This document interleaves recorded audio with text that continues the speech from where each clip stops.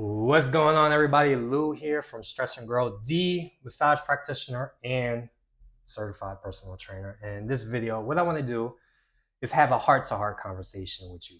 And it's basically what I learned recently vacationing at home. I'll say that again. What I learned recently while vacationing at home. So, about last week, I was supposed to go up to North Carolina. I was going to drive up to North Carolina with me and my girlfriend. We rented out a car. But then the reason why we were going to go up there was because of a tribal event. My girlfriend, she's part of the indigenous community, she's part of a tribe. We were going to go to something called the Harvest Gathering.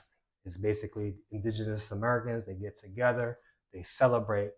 The only problem is we were going to leave on Tuesday of last week because the Harvest Gathering was on Friday, Saturday, and Sunday, but Hurricane Milton was hitting Florida at the time, where it was about to hit Florida, and there was threats of tropical storms hitting the part of North Carolina that we were going to. We were going to go to Wilmington, North Carolina. So the tribe decided to cancel the event just for safety, which is a good call. Now, me and my girlfriend, we still kind of wanted to drive down there, but she wasn't really sure. So what we decided to do, we were like, you know what? How about we try Boston? We wanted to go to Boston. We wanted to go to Salem, which is where the witches are, and basically Halloween season. My girlfriend's an author. She likes to write dark books, dark romance books. So whenever we go to Salem, we've been to Salem one time. She gets a lot of inspiration. But because it is October, all of the hotels were booked, and the ones that were available, the prices were a little bit. They were charging like $350 a night, and right now, currently, I don't have that kind of money. So we decided to vacation at home. And what we did, we live in Staten Island, New York. What we did was we looked up things to do in Staten Island. And boy, oh boy, we found a lot of things to do. And this is stuff we already knew about. But the problem is because we're so familiar with Staten Island, we live in Staten Island, we live in New York, we take it for granted. We look at it like, it's just Staten Island, it's just New York. And what's crazy is if you come to New York and you ask most New Yorkers, have you been to the Empire State Building? Have you been to World Trade Center 1? Have you been to the Statue of Liberty? Have you been to all of these places that are special in New York? Majority of New Yorkers will tell you no. And it's the same thing if you go to Florida. People that grew up in Florida, ask them if they've been to Disney or all these special places. Most people will probably say no. If you go to Hawaii and you ask them if have the people there, the tribal people, the people that live there, have they gone to the spiritual places that people are familiar with, that people travel all around the world to land in Hawaii to go? Most people will say no, the people that live there. Same thing with people in New York, right? Why is that? Why is it that if you're from a specific place, you don't go? Meanwhile, somebody from China could come to New York and they're going to go see the Statue of Liberty. They're going to go see the World Trade Center. They're going to go see the Empire State Building. Why is it? Because us, the native people, the people that live on the land, live where we're at, we know we could do it tomorrow. We know it's always there. As opposed to the people that are coming from foreign places or out of state, they know that this might be the only chance they have to go see the Empire State Building. They might know it's the only chance they get to go to Disney. So they have to take advantage of it now, which means it's urgent. You have to be urgent because you might not get the chance. You see this in relationships too. I remember it was a couple of years ago, me and my girlfriend were going through problems. And I wasn't treating her the best at the time. I would say things and do things that I probably shouldn't have done. I was younger, stupider.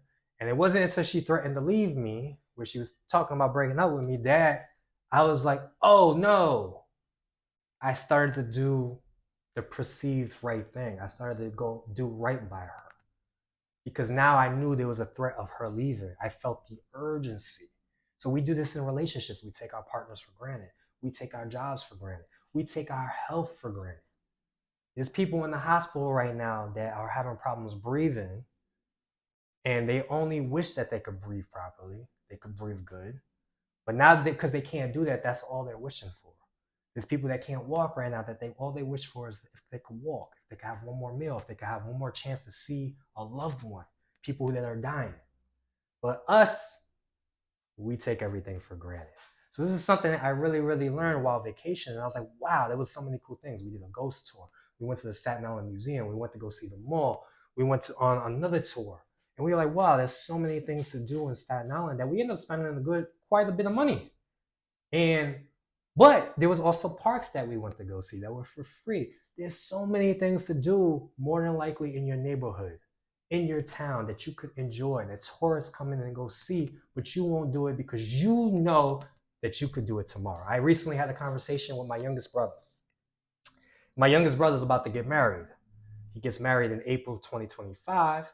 He's been with his fiance for about 4.5, 5 years now. Now, next month in November 15th, he's moving in with his fiance. They're getting their own apartment. And I said something to him that he was like, what? I said, us as guys, we're very, very sexual, right? We just think about sex for the most part, right? We're very creepy. If you ladies watching, just trust us. Trust me. We think about sex a lot, right? And I said to him, look, man, the first month it's going to be nice. You're probably going to have sex like crazy because you're in your new place. But after that month, you're probably not going to have as much sex as you think. And he said, what are you talking about? Why? Because you're both going to say, well, we could do it tomorrow. You always have a chance to do it when you live together. So you start to take it for granted. As opposed to, when you're young, when you first got together, and let's say you're like teenagers and you have the house to yourself and your parents are out, you get into it really, really quickly because you don't know when's the next time you're going to have a free house. Or if you go get a hotel, you don't know, you got to take advantage of it. While you're at this hotel, you got to do it at the hotel quick because you don't know when's the next time you're going to get this chance to experience this. When you're on a cruise and you're on the balcony, you buy a cruise and you have the balcony, people get freaky, right? They take advantage of it because they don't know when's the next time they're going to be on a cruise with a nice balcony. So that's what we do with our life. And I particularly learned this past week. I've always known this because I am a person, as a trainer, I have to sell training to clients and I have to convince them to make it more urgent, which means I have to amplify problems that they're currently having. So, if they're a little bit overweight, I have to amplify it to where if you continue to be overweight, I have to future pace them. If you continue to be overweight, what's going to happen? What does your life look like? And I got to get them to feel that pain of them possibly having heart attacks, having diabetes, being in the hospital, their spouse leaving them. This is how you sell, by the way. You got to get the person feeling pain. Because if it's not painful, if it's not urgent, people do not change. So this is something I really, really learned from myself, vacationing at home, is that because things are always there, I tend to take it for granted. But now what I'm trying to do is make my life a little bit more urgent.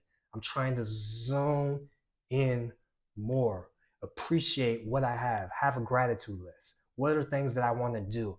And do them now. Have more urgency with your life. So that's something that I really, really learned on this stay-at-home vacation.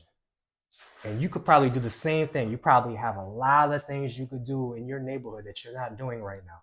There's probably friends that live around you that you haven't called in a while, that you could just call them and hang out with them. There's probably family that you could call. There's your parents. So really, really do yourself a favor and start appreciating life. Start living life with a little bit more urgency. And I think it can really, really, really, really transform your life. I mean, it's October 2024. We got a couple more months in 2024. Let's make a change, man. Let's get a little bit more urgent with our lives, all right? So hopefully you appreciate the lesson. If you appreciate the lesson, of course, comment in the comment section below. Let me know what you think. Let me know what you think of my message. Also, share this with a friend that might need to hear this message. Share this with a friend that's a little bit lazy. Share this with a friend that needs a little bit more urgency in their life. And also, if you haven't already, subscribe now. Peace.